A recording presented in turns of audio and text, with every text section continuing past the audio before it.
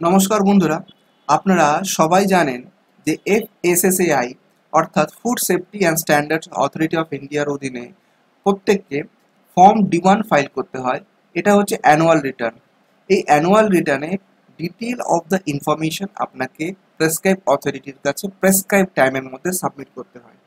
এর due date হচ্ছে 31শে মে।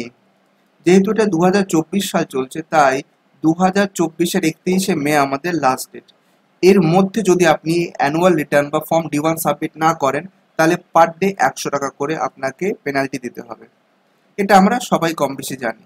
তো আপনারা স্ক্রিনে ফর্ম D1 দেখতে পাচ্ছেন। এটা নিয়ে আমি আপনাদের বিশেষ কিছু বলবো না, কিন্তু যে লেটেস্ট আপডেটেড অ্যামেন্ডমেন্ট এসছে সেটা আমি আপনাদের জানাতে চাইছি।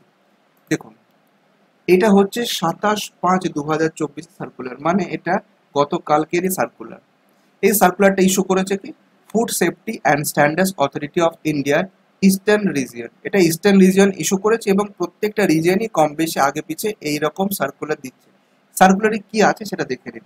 দেখুন, আপনি যে অ্যানুয়াল রিটার্ন ফার্নিশ করেছেন সেখানে যে যে ইনফরমেশন আপনি দিয়েছেন তার প্রত্যেকটার কাগজ ফিজিক্যাল হার্ড কপি আপনাকে মেনটেন করতে হবে। কারণ কি? কারণ হচ্ছে যে অথরিটি এখন স্ক্রুটিনি করবে।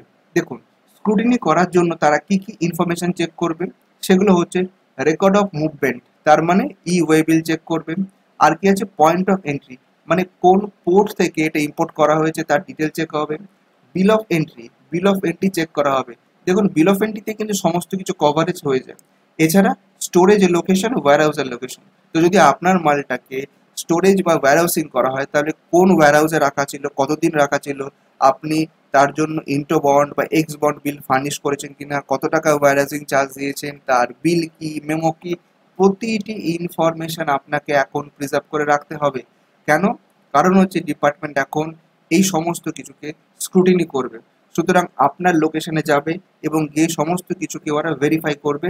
প্রয়োজন হলে ওরা স্যাম্পলিং বেসিসে কিছু প্রোডাক্টও তুলতে পারে। দেখুন, এখানে ওরা লিখেছে যে আপনাকে সমস্ত কিছু কনসপিসিয়াস প্লেসে প্রোভাইড করতে হবে এবং রেগুলেটরি অথরিটি যখন যেরকম চাইবে আপনাকে দিতে হবে।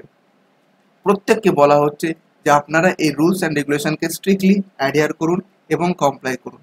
তো সুতরাং বন্ধুরা, যারা আপনারা অ্যানুয়াল রিটার্ন ফার্নিশ করেছেন তারা এটা ইনশিওর করুন যে ফার্নিশ করার পর সমস্ত ইনফরমেশন আপনাকে প্রিজার্ভ করতে হবে হার্ড কপিতে। আর যারা এখনও এই আমাদের অ্যানুয়াল রিটার্নটা ফাইল করেননি তারা অতি দ্রুত ফাইল করুন এবং ফাইল করার সঙ্গে সঙ্গে সমস্ত ডকুমেন্টসগুলো আপনারা কিন্তু প্রিজার্ভ করুন, কারণ অফিসার আসবেন এবং তার ইন্সপেকশন করবেন। তো বন্ধুরা, এটা ছিল লেটেস্ট আপডেট। আমি নিশ্চিত এই যে সার্কুলারটা আমি আপনাদের সামনে আজকে তুলে ধরলাম, এটা নিয়ে ইউটিউবে এখনো অবধি কোনো ভিডিও আপলোড হয়নি। এটা আমি ফার্স্ট এই ভিডিওটা আপলোড করছি যেখানে আমি এই সার্কুলারটাকে একদম ডিটেল ডিসকাশন করছি। তো বন্ধুরা, আপনারা বুঝতেই পারছেন যে আমার চ্যানেলে এইরকম ইউজফুল ভিডিও কিন্তু আপলোড হয়। সুতরাং আপনি যদি প্রথমবার এই চ্যানেলে এসে থাকেন, অবশ্যই আমার চ্যানেলটা সাবস্ক্রাইব করবেন। আর আপনার মনে যদি কোনো প্রশ্ন থাকে আপনি নিচে কমেন্ট বক্সে কমেন্টে আমাকে প্রশ্ন করবেন। তো বন্ধুরা, আজ এখানেই শেষ করছি। আরেকদিন হাজির হব এরকমই ইনফরমেটিভ ভিডিও নিয়ে। সবাই ভালো থাকবেন। ধন্যবাদ।